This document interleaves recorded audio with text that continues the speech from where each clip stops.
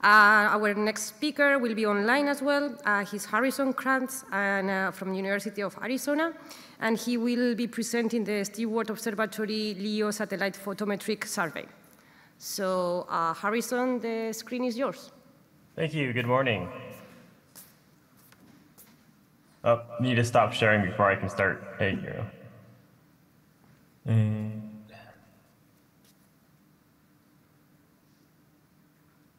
Can you see it? Yes. Excellent. All right. Thank you for the introduction. Yes, my name is Harry Krantz. I'm a recent PhD graduate from the University of Arizona Stewart Observatory. And this photometric survey was a significant part of my dissertation. So just before I get into the actual interesting stuff, I'll just put in a brief announcement here that the comprehensive paper and complete data set regarding this survey are now available as of last week.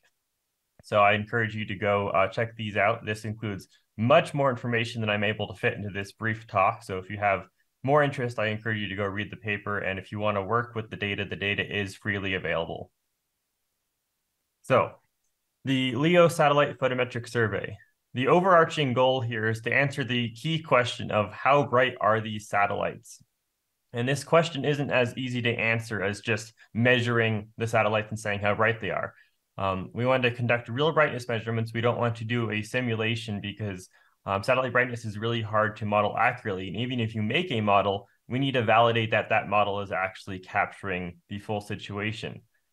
We want to quantify brightness in a way that is relevant to astronomers. I'll go into why that is maybe not as easy as many people realize. And we ultimately want to test if mitigation efforts are effective. Are changes to satellite design actually reducing brightness, and are we reducing brightness enough to meet our mitigation goals? So this is our instrument. It is a small aperture telescope, only 180 millimeters, but has a very large field of view, about 4 by 4 degrees across.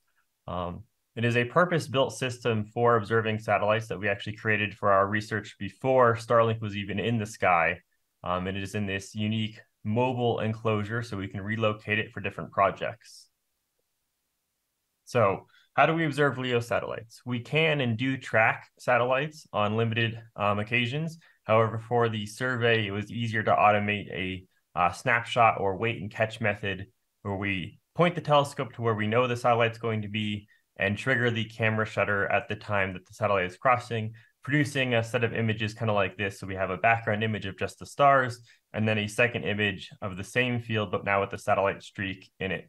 And importantly, we timed our exposures so we contain the whole satellite streak in the image. We have both endpoints, making the photometry somewhat straightforward to just sum the flux in the satellite trail. We have a semi-automated processing pipeline. Due to the data volume, we had to have a lot of automation in order to process this in a realistic amount of time. And all the data that we produce, all the metadata, all the measurements are compiled into a queryable database, which makes it very easy to go back and answer questions and make different comparisons. So with our survey, we looked at the Starlink and OneWeb satellites. I used to try to keep the numbers on this slide up to date, but I've given up now. I'm just calling it 4,000 plus and 600 plus. You guys probably already know a lot of the details about these satellites, so I'm not going to go over this.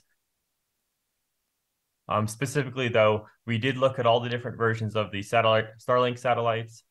In the results here, I'm going to show, we're only going to show the results for 3 different ones. That is the Starlink version 1.0, the 1.0 visor sats, which added the shade visors, which was the first kind of real mitigation attempt. And then the version 1.5, which removes the visors, but added other mitigation efforts in terms of design changes. We go over in the paper, we go over the details of exactly the differences between each of these versions. So in summary, the photometric survey ran from May of 2020 to at least the results here through December 2022. The compiled results compresses about 16,000 or so measurements of over 2,800 individual satellites. The majority of these were from the Mount Lemmon Sky Center. We did relocate for a time during the summer of 2020 due to a wildfire, but this is the benefit of a mobile observatory. We were able to pick it up, move it, and set up shop somewhere else for a time. So what do all these measurements look like?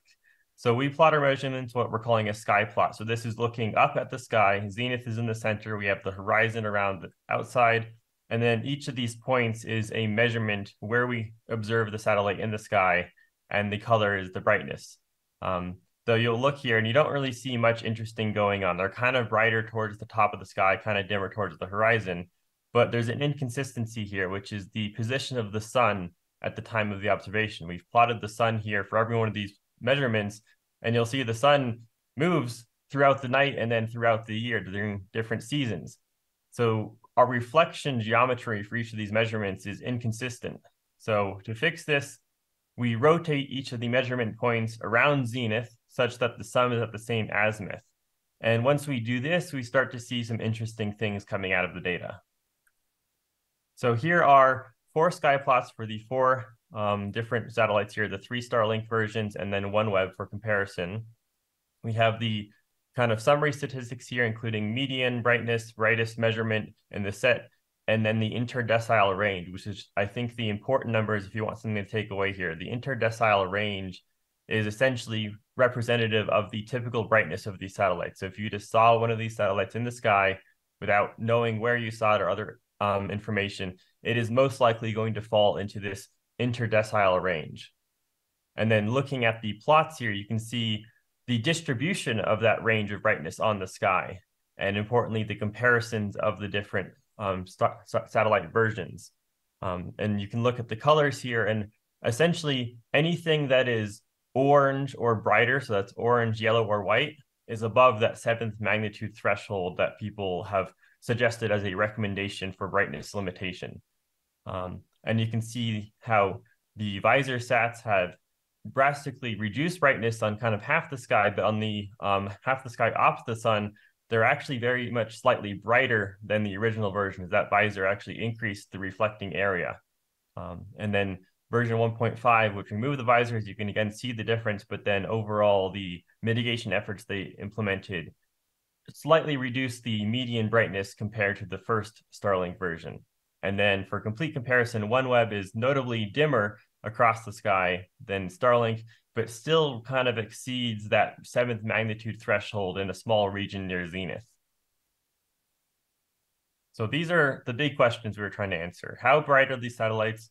Are you going to see them? Is your telescope or an instrument going to see them? And ultimately, is this going to impact astronomical research? So we've kind of answered these first 2 questions. Generally, these satellites are between 4th and 9th magnitude. You'll have to look a little more detailed depending on where in the sky you're looking and which satellites you're seeing to get a more specific answer. Are you going to see them? Most likely, yes. A lot of these satellites still exceed the naked eye limit of 6th to 7th magnitude. But we haven't really answered these last 2 questions regarding telescopes, instruments, and scientific research. And that's because the magnitude unit, the magnitude system, really isn't the right way to answer this question. So for that, we need a new metric, something we're calling the expected photon flux. Other people are talking about electron counts and surface brightness. This is essentially the same thing. We're trying to say exactly how bright are the satellites going to be in the image. And this is something that a magnitude unit doesn't answer, because the magnitude unit doesn't really account for exposure time in the correct way, because exposure time for a satellite does not matter, because it's set by how fast the satellite is moving across individual pixels. You can keep your shutter open as long as you want, but that satellite's not going to get any brighter, unlike stars. So we calculated here from our measurements, we've calculated the expecton photons per pixel for an imaginary 1 meter class telescope. So this is an idealized telescope with 1 square meter of aperture, no loss in the system. It is loosely representative, though, of a 1 meter class telescope. And so these numbers are important because it tells us how bright the satellite will actually be per pixel, and they're easily scalable. So if you have a smaller telescope or a larger telescope or an instrument with a different throughput, you can very readily scale these numbers up or down by simply multiplying them by linear factors. So here are a set of sky plots. This is the same data, but now we've converted things into this expecton photon flux. It's not as apparent here, but if you put these side by side with the previous plots that showed the magnitudes, you actually do see some noted differences. because these numbers are now accounting for the apparent on-sky motion, the apparent velocity of these satellites. So satellites near zenith actually appear dimmer, and satellites near the horizon appear brighter. Though you still see these distinct patterns, these distribution of brightnesses across the sky. And looking at the numbers and the color here, essentially everything that's orange or brighter, so again, that's orange, yellow, or white, is above that 10,000 number, 10,000 photoelectrons, which for many sensors and many scientific projects is going to be where you start seeing really detrimental effects. Not just saturation effects, but large enough brightness to actually swamp any faint sources that the satellite trail happens to overlap. You'll also see now that OneWeb is not as dim compared to the Starlink. It is still better overall, but you're starting to see a lot more satellites that are going to cause issues with OneWeb. I'll also point out here that the brightest satellites for each of these populations is exceedingly bright. We're talking up to 1 million photoelectrons per pixel for a 1 meter class telescope. This can cause really detrimental effects. And if you have a larger than 1 meter telescope, these numbers, again, are just going to scale up linearly depending on how large your telescope is. So back to our questions. We've already answered these first two, and now we can kind of answer these last two questions. Will my telescope instrument see them? This is pretty much a resounding yes, unless you are working with a small aperture instrument or a very low throughput instrument, you are almost certainly going to see all these satellites. And is it going to impact your research? Well, it depends, because that's a much harder question to answer. But I'm hoping that with these numbers, I can give you the tools and information you can answer this question on your own by scaling the expected photon flux to your instrument, and then also think about your field of view and whether or not you can steer around and avoid these satellites. So one more question here. Why is there such a large range of brightness? Well, it's really about understanding the reflecting geometry, thinking about where in the sky you're seeing the satellite, how is the light reflecting off that satellite, and are you seeing diffuse or specular reflections? I have a little video clip here. This is from another research project of mine. This is a specular flare from a geostationary satellite. It goes from about 13th magnitude to -1 magnitude in a fraction of a second. This video is in real time. So this is just an example kind of showing how bright a satellite can really be when you get a really perfect angle for a specular reflection. So to look at this in a more universal way, we have another new metric. We call it the effective albedo. Harrison? Yes? Three more minutes. Okay, thank you. So we're looking at what we call the effective albedo. So this is taking a diffuse sphere model and calculating the albedo for that diffuse sphere to produce the same brightness we saw from a satellite. And in a sense, this gives us a measure of the reflection specularity, a kind of universal comparable metric, because this now accounts for apparent motion, range, and phase angle on the sky. So this is going to reveal to us where the satellites are brighter than baseline, and importantly, reveal where you might be able to target mitigation efforts to reduce reflectivity.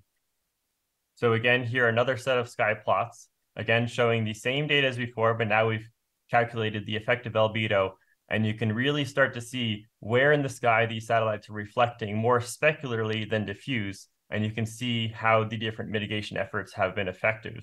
So the first version of Starlink is kind of right across the whole sky, but you see this hot spot near the sun, which you also see in all the different Starlink satellites and the OneWeb satellites. The VisorSats have maybe the most interesting on-sky pattern, because you see that kind of dark band running from north to south, which is where the visors are most effective. But then when you get opposite the sun, the visors are actually not really effective at all at blocking reflecting light, which makes sense when you think about the geometry of how this light is illuminating the satellite. Going down to Starlink 1.5, you no longer have that dark band because they no longer have the visors, but comparing 1.5 to 1.0, you actually see a marked improvement in overall reflectivity. The different mitigation efforts, different design changes, material changes did work to reduce brightness across most of the sky. And then OneWeb actually looks pretty comparable to the Starlink satellites. And again, because this is now accounting for range, even though OneWeb is in a higher orbit, they're not actually any less reflective than the Starlink satellites. So if OneWeb was at the same orbit as Starlink, they'd probably be about as bright in the sky as the Starlink satellites. So conclusions here, I just want to impress some people. This is real data. This is not a simulation. These are real measurements in the sky. This is the correct answer. There is no refuting that. Ultimately, though, just some conclusions. Satellites are going to make astronomy more difficult. It's not going to make astronomy impossible. The current brightness is going to pose impacts, but we're continuing to work towards reducing the brightness of the satellites. But we're going to need more mitigation to meet our goals. And ultimately, the best solution is going to be a combination of all possible mitigations from all parties here. So far, we've seen a lot of effort from SpaceX to change satellite design to reduce brightness, and we've seen some market improvement, but not enough to meet the goals. Though I'd also like to see a lot more effort from the astronomy community in terms of observation scheduling, instrument design changes, other things to implement on the astronomy side, of the observer side, to try to avoid satellites and avoid the worst effect of satellites, which I'm hoping these all sky plots can help lead to some strategic observing to try to avoid the brightest satellites in the sky, because as we can see on the sky plots, the whole sky is not equally effective. There are areas of the sky which satellites are very bright and areas of the sky where satellites are not as bright. And I think we should really take advantage of that on the astronomy side. So thank you very much. And I encourage you to go look up the paper.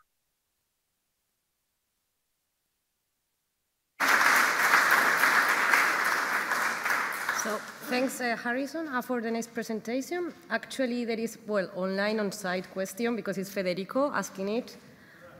So you can ask directly, or I can read from the Slack channel. So.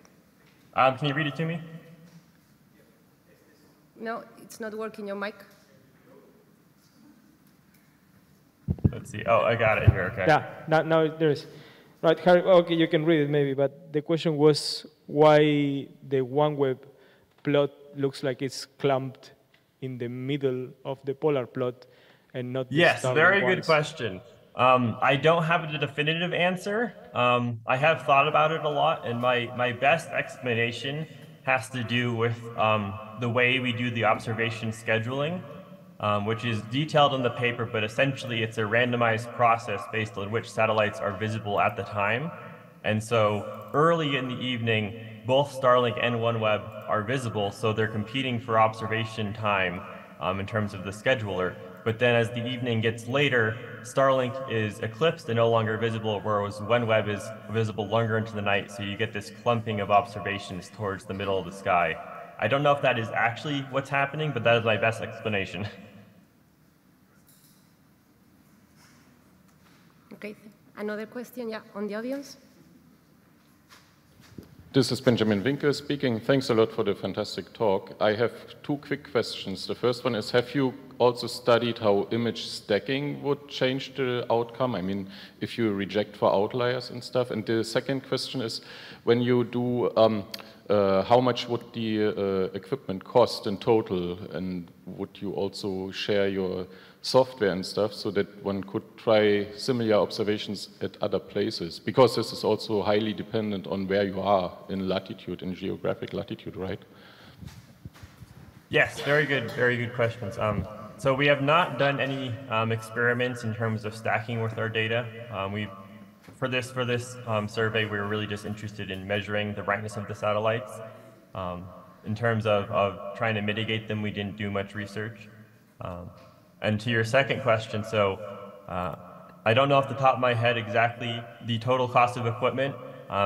In terms of capital cost, it was probably under $100,000 US, which is a decent amount, but compared to a large multi-meter observatory, this is a very small expense, and this was all off-the-shelf, commercially available equipment.